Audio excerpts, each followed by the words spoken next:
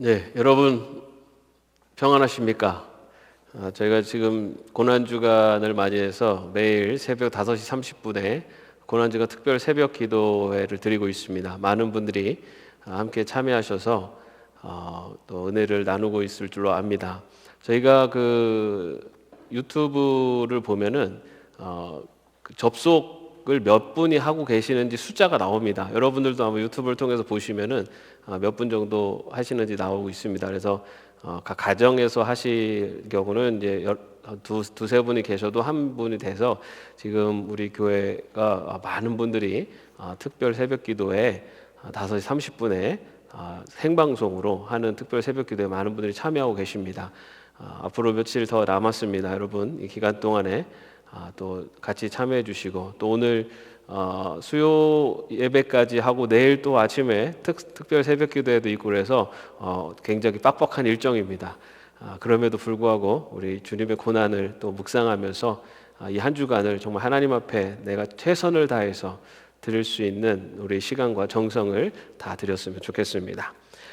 오늘 기독교 신학 강좌 제 10강입니다. 지난 시간에 이어서 하나님의 성품이라는 주제를 가지고 여러분과 함께 말씀을 나누겠습니다. 오늘 본문 말씀은 욥기 12장 13절 말씀입니다. 우리 한 목소리로 읽겠습니다.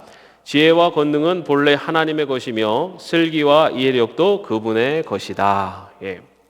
지금 저희가 하나님은 누구신가라는 주제를 가지고 큰 주제를 가지고 지난 시간 또 이번 시간 이렇게 얘기를 나누고 있는데요. 자, 그럼 복습을 한번 해보도록 하겠습니다. 지난 시간에 우리 하나님 존재의 본질 4가지를 이야기를 했습니다. 첫 번째가 뭐였습니까? 하나님은 의존적인 분이 아니라 독립적인 분, 독립성, 하나님의 독립성, 그거는 본질적인 부분이죠. 두 번째는 하나님은 변하시는 분이 아니라 불변하시는 분이다. 불변성. 그리고 하나님은 어느 곳에나 계시는 분이다. 편재성. 그죠? 그리고 하나님은 영이시다 하는 영. 이 4가지가 하나님의 본질에 대한 부분입니다. 이것 말고도 하나님의 본질을 더 이야기할 수 있습니다. 그래서 크게 우리가 알고 있는 특징을 이야기하자면 이 4가지 정도를 들 수 있습니다. 오늘은 하나님 존재의 본질을 지난주에 살펴봤더니 이번에는 하나님의 성품에 대해서 살펴보겠습니다. 하나님의 성품이라는 것은 하나님과 피조물된 인간과의 관계 속에서 나타나고 있는 하나님의 모습이라고도 볼 수가 있습니다. 첫 번째 하나님의 성품 뭐냐면은 지혜입니다. 지혜라는 것이 무엇인가? 그것은 가장 좋은 목적을 선택하고 그 목적을 달성하기 위한 가장 좋은 방법을 선택할 수 있는 능력이 지혜다라고 말할 수가 있습니다. 가장 좋은 목적을 선택하고 그리고 그 목적을 달성하기 위해서 가장 좋은 방법을 선택할 수 있는 능력, 그걸 지혜라고 할 수 있습니다. 그래서 어떻게 보면 인생의 지혜가 무엇이냐라고 이야기한다면 인생의 가장 좋은 목적이 무엇인지를 알고 그리고 그 목적을 이루기 위해서 가장 좋은 방법을 선택하며 나가는 것이 인생의 지혜다라고 말할 수가 있습니다. 그렇다면 그 지혜로운 자, 지혜를 얻기 위해서 그럼 무엇이 필요한가? 가장 지혜로운 자가 되려면 세상의 이치를 꿰뚫고 있어야 하고 세상의 이치를 꿰뚫고 있어야 돼요. 여러분 우리가 요즘 멘토라는 이렇게 좀 우리가 누군가 좀 조언을 듣고 도움이 되는 멘토를 관계를 갖고 그렇게 조언을 듣기도 합니다. 그런데 어떤 인생의 경험과 어떤 인생의 지혜가 있다고 해도 어쨌든 인간의 한계를 갖고 있기 때문에 이 세상의 모든 이치를 다 이해할 수 있는 멘토는 없습니다. 그런데 가장 지혜로운 자가 되려면 먼저 세상의 이치를 꿰뚫어야 하고 그리고 인생의 목적이 무엇인지를 알아야 하며 인생의 목적이 무엇인지를 분명히 알아야 되고 그 목적에 달성할 수 있는 방법을 알 뿐만 아니라 그것을 성취할 수 있는 능력을 갖고 있어야지 가장 지혜로운 자라고 말할 수 있다는 겁니다. 여러분 주위에 혹시 이런 분이 계십니까? 세상의 이치를 꿰뚫고 있고 인생의 정확한 목적이 무엇인지를 알고 그 목적에 이룰 수 있는 가장 좋은 방법을 알고 있고 알고 있는 것뿐만 아니라 그것을 행할 수 있는 능력을 갖고 있는 누군가. 아마도 이 세상에는 그러한 완전한 지혜를 갖고 있는 인간은 찾을 수가 없을 겁니다. 세상의 목적, 그리고 운영 원리, 나아가는 방향, 이것을 완전하게 알 수 있는 분은 세상의 목적과 그리고 운영 원리 그리고 나아가는 방향을 직접 만드신 창조주 하나님만이 바로 지혜의 근본이 되실 수가 있는 것입니다. 이 지혜의 근본이 되신 하나님의 지혜가 그러면 어디에서 나타나는가? 하나님의 지혜는 먼저 창조에서 볼 수가 있습니다.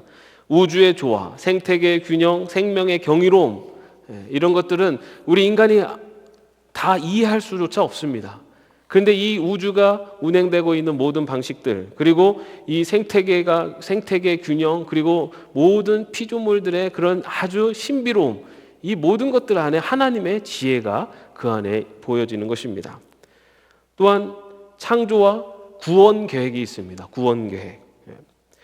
하나님께서는 인간을 사랑하셨습니다. 그래서 죄로 죽을 수밖에 없는 인류를 구원하실 수 있는 가장 좋은 방법을 하나님께서는 보여주셨습니다. 그것은 죄를 심판하여 정의를 만족시키면서 동시에 세상을 향한 하나님의 사랑을 나타낼 수 있는 이 두 가지를 만족할 수 있는 방법, 그래서 인간을 구원할 수 있는 방법, 그것이 바로 무엇인가? 무조건적인 용서를 하면은 정의에서 어긋나고, 그렇다고 그 죄를 지은 모든 이들을 심판하면은, 그렇다고 그 모든 인간을 다 심판해서 다 죽일 수도 없는 그런 상황 속에서 하나님께서 택하신 방법은 죄가 없는 자신의 아들이 죄인들의 죄를 대신 지시고 심판을 받아 죽는 것, 그것이 하나님이 이 세상을 사랑하시고 정의를 실천하시는 그런 하나님이 보여주신 구원 계획, 하나님의 지혜였다는 것입니다. 그렇게 공의와 사랑을 동시에 만족시킬 수 있는 방법으로 우리 이 하나님의 지혜를 구원 계획 속에서 나타내 주셨습니다. 그리고 그 그리스도의 대속의 죽음을 믿고 그를 구세주로 주님으로 받아들이는 자에게는 구원의 길을 열어주시는, 그래서 공의와 사랑을 보여주셨을 뿐만 아니라 공의와 사랑을 통해서 그를 믿는 자들에게는 구원의 결과물까지, 구원의 은혜까지도 베푸시는 것이 바로 구원 계획 속에 보여주시는 하나님의 지혜다라고 볼 수가 있습니다. 그리고 또한 하나님의 지혜는 우리의 삶 가운데서도 나타나고 있습니다. 여러분, 바울이 육체에 가시가 있어서 큰 고통이 있었습니다. 그래서 바울이 여러 차례 하나님 앞에 이 가시를 제거해달라고 그렇게 기도를 했습니다. 그러나 하나님은 가시를 제거해주지 않으셨습니다. 그런데 나중에 바울이 어떤 고백을 합니까? 하나님께서 나의 이 가시를 제거해주지 않은 이유를 이렇게 고백합니다. 내가 교만하게 되지 못하도록 하나님께서 내 몸에 가시를 주셨습니다. 인간의 지혜로는 이렇게 되는 것이 가장 좋을 것 같고 이것이 가장 선한 방법인 것 같지만, 그러나 하나님의 지혜, 하나님이 이끄시는 지혜는 인간의 그 지혜보다 더 뛰어나다라는 겁니다. 하나님의 어리석음이 인간의 지혜로움보다 더 지혜롭다라는 말씀이 있지 않습니까? 이처럼 우리의 삶 속에 하나님의 지혜가 나타납니다. 지금 당장은 우리가 깨달을 수 없고 알 수 없지만 그 내 삶 속에서 하나님께서 내 삶의 삶 속에 어떻게 역사하시는가를 깨달아 볼 수 있을 때 하나님의 지혜를 우리가 살아가면서 알 수가 있고 또한 깨달을 수가 있게 됩니다. 이처럼 하나님의 지혜가 창조와 구원 계획에 나타났고 우리의 삶 가운데서 나타나고 있습니다. 그렇기 때문에 하나님께 지혜를 구하며 그 지혜를 등불 삼아 살아가는 자들이 바로 하나님의 자녀들이다라고 말할 수가 있습니다. 이것은 하나님께 지혜를 구하며 산다는 것은 인간의 한계를 먼저 인정하는 겁니다. 내가 절대적으로 지혜로울 수 없다라는 것, 내가 절대적인 지혜를 가지고 있지 않다는 것, 오직 하나님만이 절대적인 지혜를 갖고 계신 분이라는 것을 인정하는 것입니다. 하나님만이 우리 인생의 참된 의미를 알고 있고 그리고 우리가 가야 될 바를 아시는 참 지혜자시다라는 것을 인정하는 자가 바로 하나님의 자녀들입니다. 그렇기 때문에 그것을 인정한다는 것, 또다시 말하면 하나님의 관점으로 인생을 바라보려고 노력하는 사람들이 바로 하나님의 자녀들입니다. 내 생각에 이게 맞고 이렇게 가는 게 맞지만 하나님의 관점에서 보여주시는 그 길로 가는 그것이 하나님의 백성이고 그것이 참 지혜자가 되신 하나님을 인정하는 자의 삶의 모습이라는 것입니다. 그렇기 때문에 우리는 세상의 이치 아니면 우리가 살아온 경험, 지식 그것에 우선순위를 두는 것이 아니라 참 지혜자가 되시는 하나님의 지혜가 녹아져 있고 하나님의 지혜로 하나님이 보여주시는 길이 기록되어 있는 말씀에 순종하는 것. 그것이 바로 하나님의 참 지혜의 근원 되시는 하나님을 인정하는 하나님의 백성의 삶의 모습이라는 겁니다. 여러분, 우리가 살아가면서 많은 경험과 지식이 쌓이지 않습니까? 그러다 보면은 우리가 어떤 것을 선택할 때 지식과 경험을 가지고 선택을 합니다. 그런데 하나님의 백성은 지식과 경험보다 우선되는 게 있습니다. 그게 무엇이냐면은 하나님의 말씀입니다.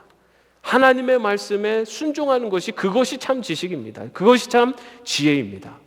내 생각과 다를 때 여러분 무엇을 더 우선시하고 더 중요하게 여기며 선택해야 되느냐? 그거는 하나님의 말씀입니다.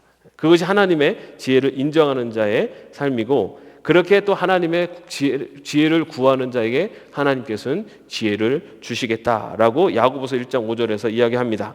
여러분 가운데 누구든지 지혜가 부족하거든 모든 사람에게 아낌없이 주시고 나무라지 않으시는 하나님께 구하십시오. 그리하면 받을 것입니다. 지혜를 하나님께 구하면 하나님께서 지혜를 주시겠다라는 또한 약속의 말씀이 있습니다. 자, 이처럼 첫 번째 하나님의 성품 바로 하나님의 지혜. 하나님은 지혜로우신 분이다 라는 것입니다. 두 번째 하나님의 성품은 거룩입니다. 하나님은 거룩하신 분이다. 이 거룩이라는 기본적인 개념은 구별된다 라는 뜻입니다. 구별된다, 다르다는 겁니다. 구별된다. 하나님은 본질적으로 거룩하시다. 자, 어떻게 구별되느냐? 하나님은 피조물과 존재 자체가 다른 분이다. 여러분, 하나님은 피조물과 존재 자체가 다른 분이다라는 겁니다. 우리가 이런 표현을 하죠. 전지전능하시다. 또 무소부재가 하나님의 본질 중에 뭐라고 말할 수 있습니까? 편재성, 그죠? 그리고 영원하시고 불변하시고 불변성, 그리고 완전하시고 그리고 의존적이 독립적이시고 영이신 분, 이런 것들은 피조물과는 근본적으로 다른 존재다라는 것을 의미하는 것입니다. 하나님과 피조물은 근본적으로 다른데 피조물이 그 차이를 무시하거나 경계를 넘으려는 것을 하나님은 허용하지 않으신다입니다. 피조물이 하나님의 자리, 다시 말해서 하나님의 자리로 피조물이 올라가려고 하는 것을 하나님은 허락하지 않으신다는 겁니다. 그렇게 피조물이 하나님의 자리에 올라가려는 것은 하나님을 인정하지 않는 것과 같은 자세이기 때문이에요. 여러분, 예루살렘 성전에 지성소가 있지 않습니까? 예루살렘 성전은 하나님의 임재를 상징하는 처소입니다. 근데 거기에 지성소가 있는데 지성소는 어떤 곳입니까? 1년에 한 번 대제사장만이 들어갈 수가 있습니다. 누군가 다른 이가 거기를 들어가면은 그는 죽임을 당하게 됐습니다. 그것은 무엇입니까? 하나님의 범위, 그리고 하나님의 자리에 피조물이 허락 없이, 하나님의 그 허락 없이 그 자리를 들어오는 것에 대해서 하나님은 아주 분명하게 선을 긋는다는 것을 말하고 있습니다. 이렇게 하나님은 피조물과 완전히 다른 존재입니다. 우리와 완전히 다르다는 겁니다. 우리가 하나님을 생각할 때, 우리 하나님 앞에 기도할 때 우리 아이들한테 이게 넌 하나님을 어떤 모습으로 생각하고 기도하니 하면은 이게 좀 나이가 지긋하시던 할아버지 같은 그렇게 좀 생각을 하면서 기도를 한다고 하는 아이들이 있더라고요. 하나님은 우리가 그렇게 생각을 할 수는 있지만 결코 인간적인 그런 피조물과 다른 존재다라는 것입니다. 완전히 다른 존재. 자, 그것이 바로 하나님의 거룩성이고 또 하나님은 완전히 의로운 분이다라는 것입니다. 하나님께서는 거짓이나 악한 것이나 불의가 전혀 존재하지 않는다. 하나님의 행위는 모두가 옳고 정의롭다입니다. 하나님의 행위는 모두가 옳고 정의롭다. 하나님이 하시는 것 중에 실수가 없다입니다. 하나님은 변하지 않으신다. 실수가 없으시다. 그렇기 때문에 하나님은 윤리와 도덕의 표준이 되신다라고도 말할 수가 있습니다. 시편 119편 160절에 주님의 말씀은 모두 진리며 주님의 의로운 규례들은 모두 영원합니다. 하나님은 우리가 옳다 그러다 판단할 수 있는 그런 분이 아니라는 겁니다. 하나님은 절대적으로 옳으신 분이고 그리고 절대적으로 거룩한 구별된 우리와 다른 분이다 라는 것이 또 하나님의 거룩한 성품에 갖고 있는 거룩성이라고 말할 수가 있습니다. 자, 마지막으로 다음으로 하나님의 성품 신실함입니다. 신실하다. 신실하다는 게 뭡니까? 서로 신뢰가 있고 신의가 있다라고 할 때 신실한이라는 표현을 씁니다. 하나님은 약속을 지키시는 신실하신 분이시다. 하나님은 약속을 지키시는 신실하신 분이시다. 창세기 17장 8절 말씀은 아브라함에게 주신 하나님의 약속입니다.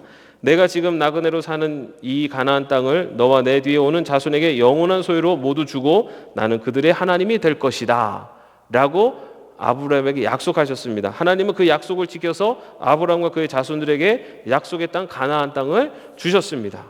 그리고 그 이스라엘 백성들의 하나님이 되어주셨습니다.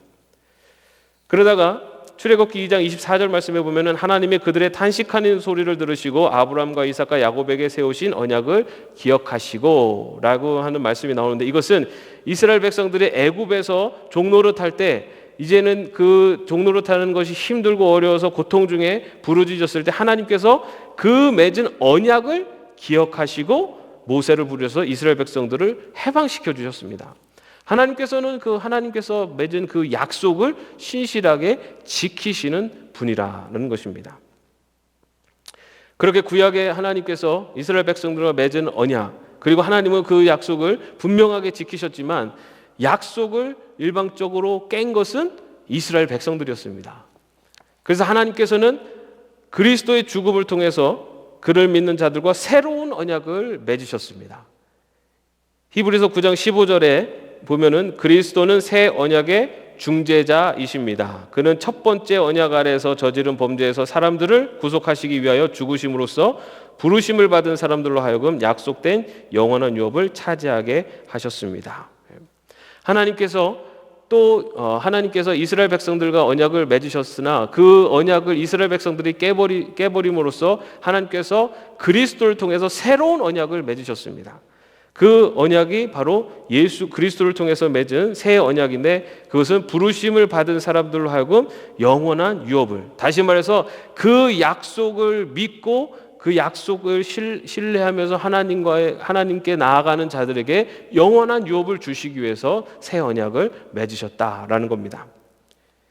그 언약이 우리의 구원과 믿음과 소망은 모두 하나님의 신실하심에 의존하고 있다라고 말할 수가 있습니다. 이렇게 하나님의 신실하시기 때문에, 하나님이 한 번 하신 약속은 그 약속을 지키시는 분이시기 때문에 우리의 믿음과 구원과 소망이 다 그 하나님의 신실하심에 근거하고 있다라고 말하는 것입니다. 다시 말해 하나님은 한 번 용서를 하신 죄를 다시 추궁하지 않으시는 분이다.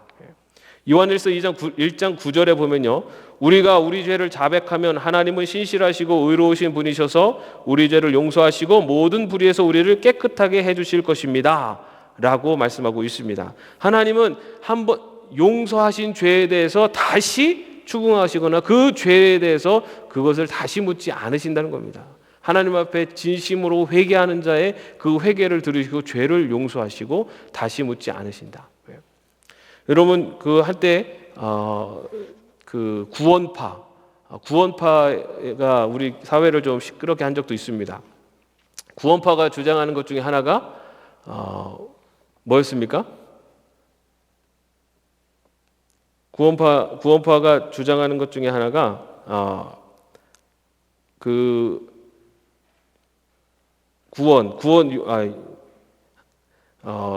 한 번 죄를 지으면 하나님께 용서함을 받으면, 죄의 용서를 받으면 그 다음에는 죄를 지을 수 없다라는 것을 주장했습니다.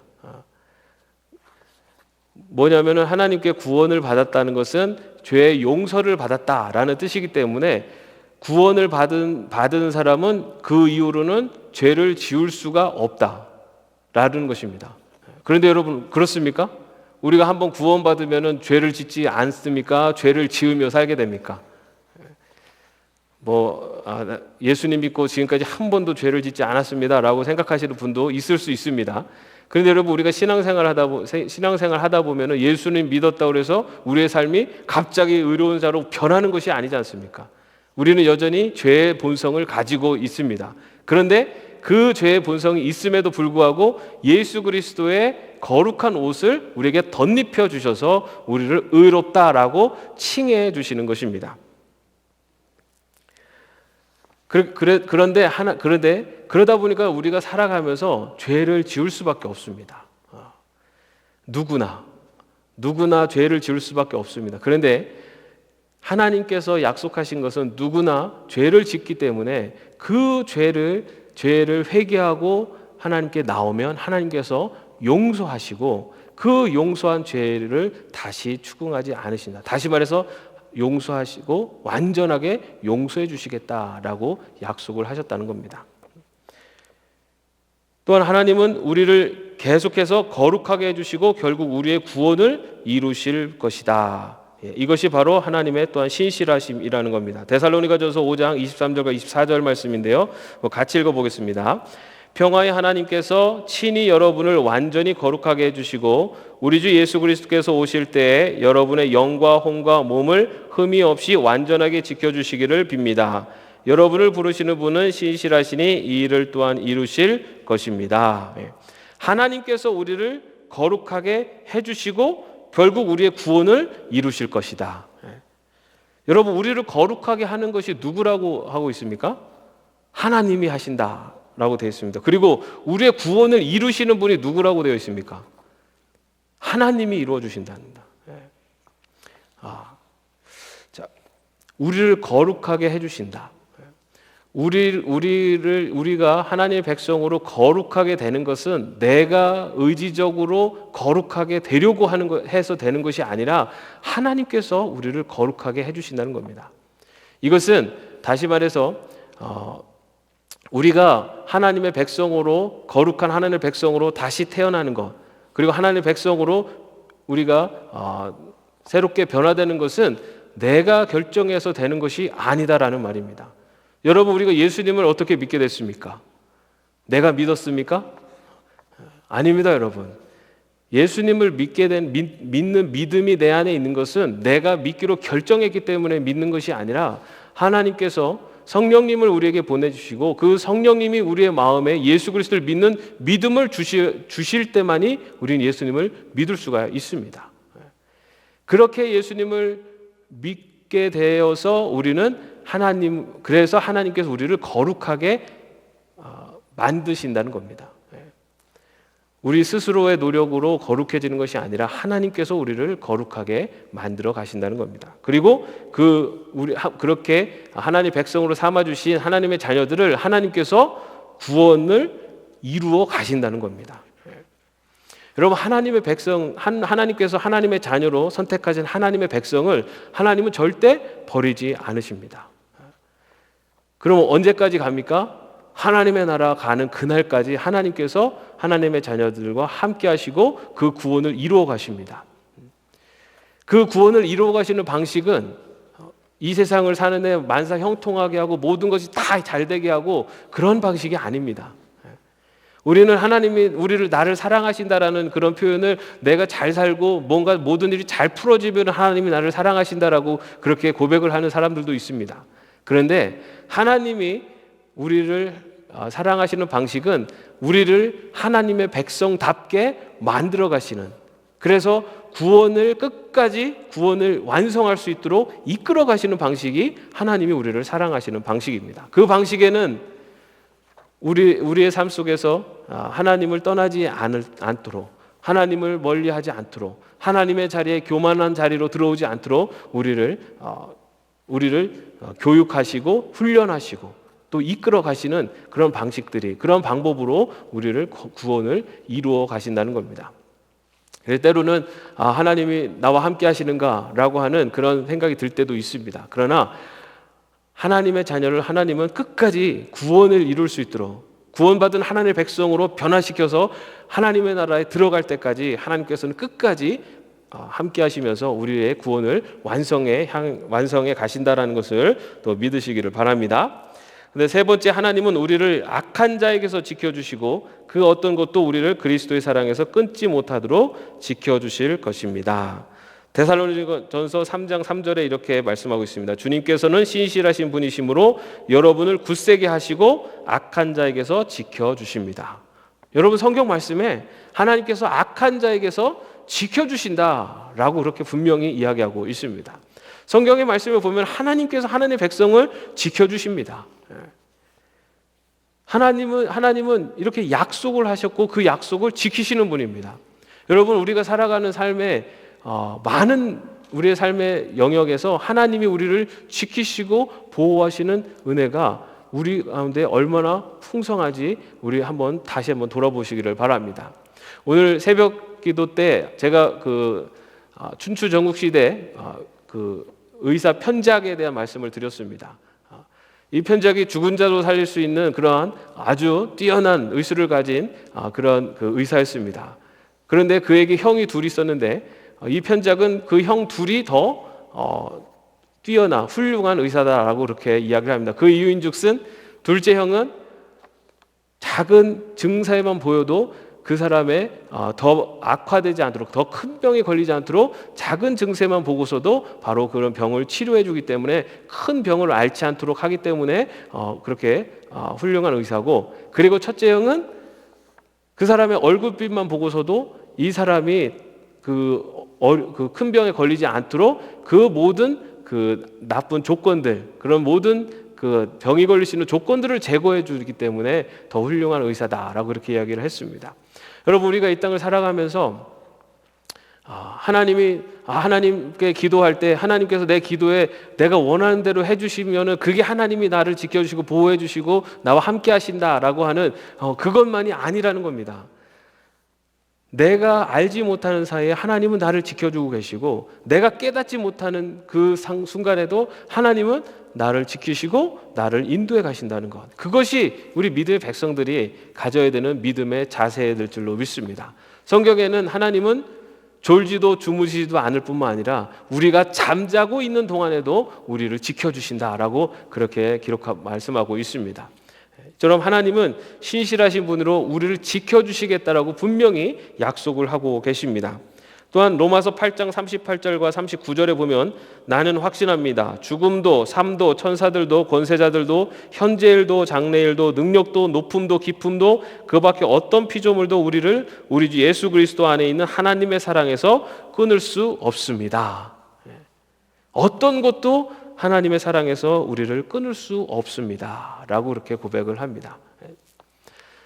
하나님께서 우리를 하나님의 자녀로 선택하셔서 우리를 하나님의 백성으로 이끌어 가시고, 또한 그 하나님의 선택과 이끄심은 어떤 것도 끊을 수 없는, 바로 그러한 하나님께서 신실하심으로 우리와 함께하고 계신다라는 것이 바로 하나님의 신실하심이 우리를 통해서 우리의 삶 속에 어떻게 영향을 끼치고 그것이 어떤 믿음으로 나아가야 되는가를 보여주는 모습이라고 말할 수가 있습니다.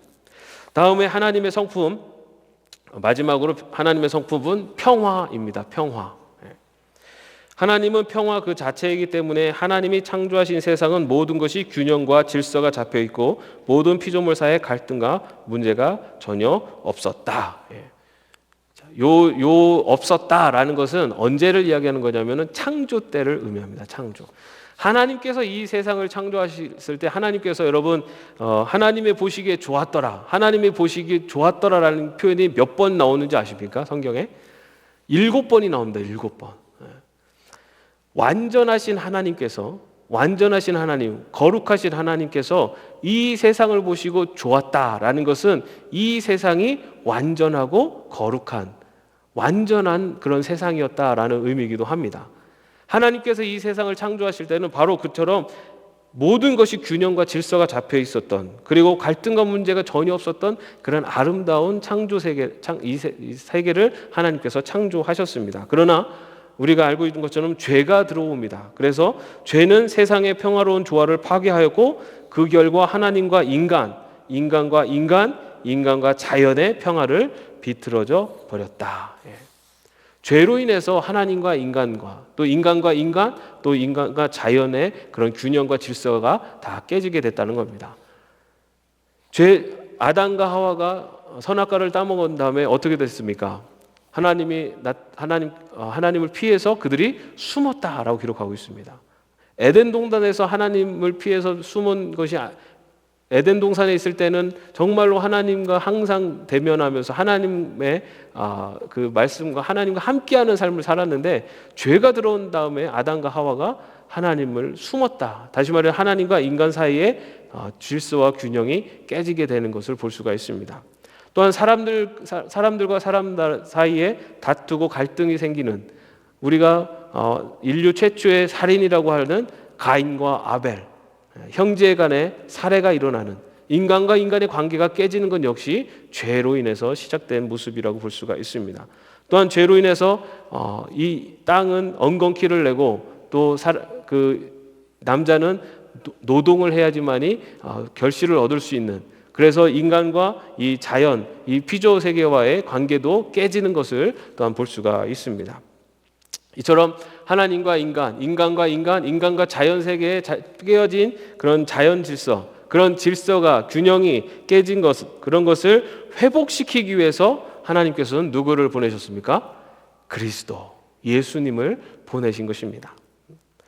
그리스도는 세상을 하나님과 화목하게 만들기 위해서 스스로 화목제물이 되셨습니다. 화목제물이 되셔서 인간의 죄를 대신 지시고 모든 죄를 다 대신 지시고 죽으심으로 인간과 하나님 사이에 막혔던 죄의 문제를 예수님께서 해결하신 것입니다. 또한 그리스도는 인간과 인간을 화목하게 하셨습니다. 에베소서 2장 14절 말씀은 그리스도는 우리의 평화이십니다. 그리스도께서는 유대 사람과 이방 사람이 양쪽으로 갈라져 있는 것을 하나로 만드신 분이십니다.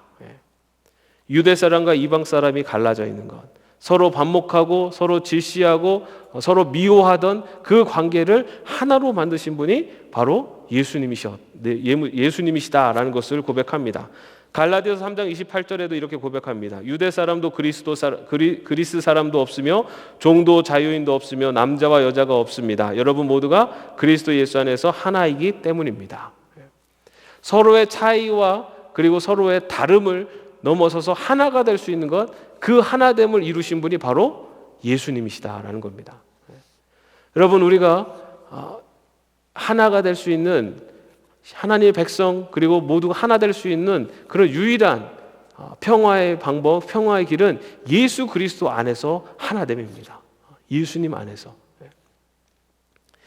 그리고 또한 그리스도로 말미암아 인간과 모든 창조물 사이에도 평화가 찾아오게 됩니다. 골로새서 1장 20절 말씀에 보면요, 그분의 십자가의 피로 평화를 이루셔서 그분으로 말미암아 만물을, 곧 땅에 있는 것들이나 하늘에 있는 것들이나 다 자기와 기꺼이 화해시켰습니다. 예수 그리스도로 말미암아서 인간과 이 피조물과의 또한 평화를 이룰 수 있는 것도 바로 예수님을 통해서, 예수님으로 말미암아 평화를 이룰 수 있게 되었다라고 그렇게 성경은 고백하고 있습니다. 하나님께서는 그렇게 그리스도를 따르는 자들을 비틀어져 버린 평화를 회복시키는 평화의 사도로 부르셨다입니다. 예수님께서 그렇게 하나님과 인간, 인간과 인간, 인간과 피조물의 그런 모든 균형과 그리고 불균형과 그런 그 단절됨을 하나로 다 회복시키시고 평화로 하나로 만드신 것, 바로 그 예수님을 따르는 하나님의 백성으로 그런 화목과 평화를 이루는 바로 그런 자들이 그리스도인 바로 저와 여러분이라는 것입니다. 예수님을 믿고 예수님을 따른다는 것은 바로 예수님께서 이 땅에 오셔서 이루신 걸어가신 그 길을 따르는 것이 바로 그리스도인입니다. 예수님께서 평화를 이루신 것처럼 우리도 평화를 이루기 위해서 그 길을 따라가는 것, 그것이 바로 그리스도인이며 그것이 평화의 사도로 부름받은 우리들에게 주어진 사명이라는 것입니다. 평화의 복음을 선포하는 자들은 하나님의 아들이라 불릴 것이다. 마태복음 5장 9절 말씀입니다. 평화를 이루는 사람은 복이 있다. 하나님이 그들을 자기의 자녀라고 부르실 것이다. 산상수훈의 말씀이죠. 평화를 이루는 자는 복이 있다. 하나님의 자녀라 불리울 것이다. 여러분, 우리가 하나님의 백성으로 평화를 이루는 하나님의 백성으로 예수 그리스도의 길을 걸어갈 수 있기를 바랍니다. 우리가 있는 곳에, 우리가 가는 곳에 갈등과 반목이 있다면 그것에 화해와 일치를 이룰 수 있는 그러한 삶을 살 수 있기를 바랍니다. 행여나 우리가 가는 곳에 갈등과 반목을 만드는 존재가 된다면 내가 정말 한 예수님을 믿는 자인가? 내가 가는 곳이 많은 이들의 갈등과 그리고 많은 이들에게 아픔을 주고 있다면 내가 정말 예수님의 길을 올바로 따르고 있는가라는 것을 다시 한번 돌아봐야 될 것입니다. 하나님의 백성, 하나님의 아들, 평화의 사도로 부름받은 자들은 바로 어디를 가든지 평화를 이루는 자가 되어야 될 줄로 믿습니다. 오늘 이렇게 하나님의 성품 네 가지에 대해서 함께 살펴봤습니다. 지혜, 거룩, 신실함, 평화. 그런데 여러분, 이 하나님의 성품, 이 하나님의 성품을 닮아가야 되는 사람이 누구입니까? 바로 하나님의 자녀들입니다. 하나님의 지혜로움을 닮고 그 지혜를 담기 위해서 하나님의 지혜에 의지하여 말씀에 순종하는 삶을 살아야 되는 것이 바로 하나님의 백성된 저와 여러분의 삶이 되어야 될 줄로 믿습니다. 또한 거룩한 하나님의 백성으로 구별된 자로 이 세상 속에서 하나님의 백성으로 거룩한 자로 구별된 자로 살아가기 위해서 노력하는 것, 그것이 또한 우리들의 하나님의 백성들의 모습이 되어야 될 줄로 압니다. 또한 신실한 자, 하나님께서 신실하셔서 우리의 죄를 용서하시고 우리와 함께 하신다는 그 약속에 언제나 신실하셨듯이 우리도 하나님처럼 우리가 사람 이웃과의 관계 속에서나 우리의 삶의 현장 속에서 신실함을 지켜가는 것, 그것이 또한 우리 믿음의 백성들의 삶의 자세가 될 줄로 믿습니다. 또한 평화, 어디를 가서나 갈등과 문제를 일으키는 자가 아니라 평화와 일치를 일으키는, 화목을 일으키는 그러한 자로 살아가는 것, 그것이 우리의 삶이 될 줄로, 우리 하나님 백성들의 삶의 모습이 되어야 될 줄로 믿습니다. 하나님의 성품을 닮아가는, 그래서 어디에 가서나 우리들의 삶의 모습을 통해서 하나님의 모습이 증거되어질 수 있는 그런 하나님의 백성으로 살아가는 저와 여러분이 되시기를 주님의 이름으로 축원합니다. 기도하겠습니다. 하나님, 하나님의 형상, 하나님의 성품을 함께 나눴습니다. 참 지혜자가 되시고 거룩한 분이시며 신실하신 분이며 평화를 이루시는 하나님, 그 하나님을 닮아가는 저희들 되게 하여 주옵소서. 하나님의 백성으로 하나님의 성품을 닮아가는 저희들 되게 하여 주옵소서. 하나님의 지혜를 닮아 하나님의 말씀에 순종하며 하나님의 기뻐하시는 길을 걸어가게 하시고, 또한 이 세상 속에 구별된 자로 살아갈 수 있도록 인도하시며, 또한 신실한 자로 모든 이들에게 하나님의 신실하심을 나타낼 수 있는 그런 삶을 살게 하시며, 세상의 갈등과 문제와 아픔이 있는 곳에서 화목과 치유와 화해를 이룰 수 있는 평화의 사도로 살아갈 수 있도록 인도하여 주시옵소서. 이 모든 일들을 이루며 살아가는, 그래서 하나님의 백성 또 하나님의 자녀로 이 세상을 살아갈 수 있도록 인도하시고 함께하여 주시옵소서.